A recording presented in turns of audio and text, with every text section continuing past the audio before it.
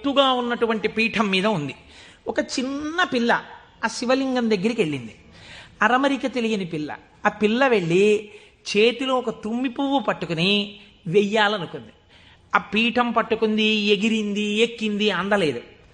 ఆ పిల్ల ఏడుపు మొదలెట్టింది. ఏడుపు మొదలెట్టి, శివా శివా నువ్వు నాకు అందట్లేదు, పువ్వు ఎలా వేయనంది. శంకరుడు ఆ భక్తికి పరవశించిపోయాడు. ఇది భగవంతుడు దేనికి కట్టుబడతాడు? ఆ భక్తికి కట్టుబడతాడు.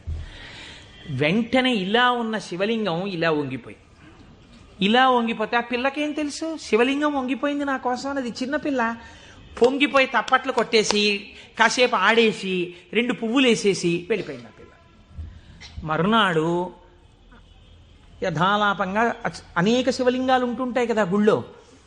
ఈ శివలింగం వంగడంలో లోపలున్న శివలింగం కూడా వంగిపోయింది. అర్చక స్వామి చూసి